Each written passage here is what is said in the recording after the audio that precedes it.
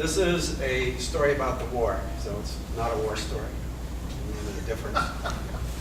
And this is a true story. And it,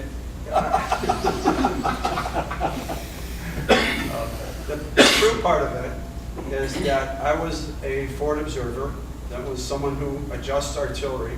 And I was assigned to an ARVN unit. That means there was about 100 or so Vietnamese soldiers who didn't speak English. And there was myself and an American soldier that carried my radio. And somehow we managed to communicate in some manner.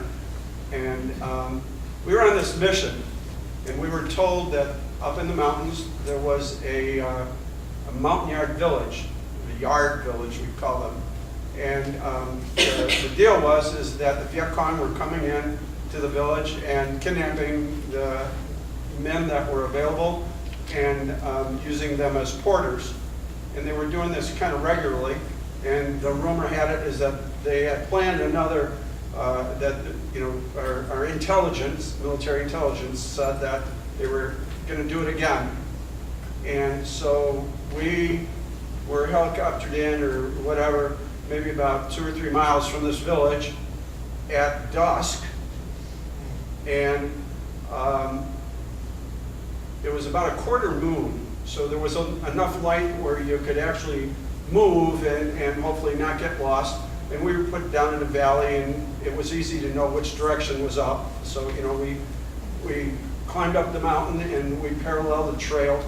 And maybe about 200 meters, 300 meters from the village is where we set up our ambush on this trail that we thought they were coming in.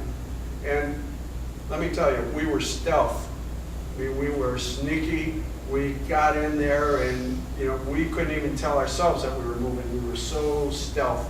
And we set up this ambush and we could see the village, and we were waiting. We knew they were supposed to come about 1 in the morning, and this was about 10 at night by the time we got in and set up this fantastic stealth ambush.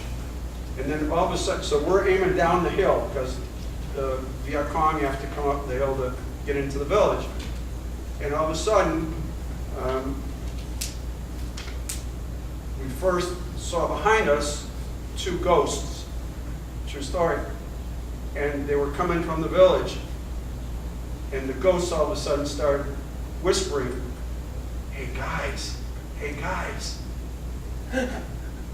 Freaking nuts, We're, first nobody's supposed to see us, and then we see these white images coming down. So everybody turns the ambush backwards, and we're wondering what the heck's going on.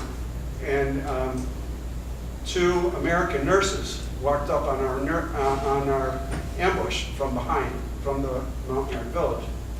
And the irony is the Vietnamese knew that there was an American medical unit up there permanently in this village. They didn't tell us. I didn't know it. My RTO didn't know it.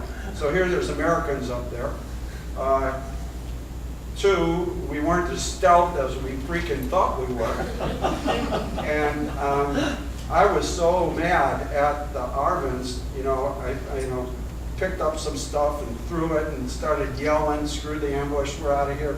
And I left the Vietnamese unit and went up to the village with the gals, me and my RTO. And we played cards and had dinner with them. Now, 10 years later, I'm home, I'm on a vacation. I pick up a paperback book, and it's called Vietnam Doctor. It's written by a guy named Dr. Turpin, Turpin, and he talks about his time setting up that medical compound in Dam Pao. I was so excited to read this book. I went and contacted him and actually met him, and he ended up buying the top of a mountain in the Smoky Mountains, went up to his house and spent some time with him. And another 10 years later, so now it's about 25 years from the war, my daughter and I went to Vietnam, and we found that hill and that village, and it was quite an experience. So there's my war story.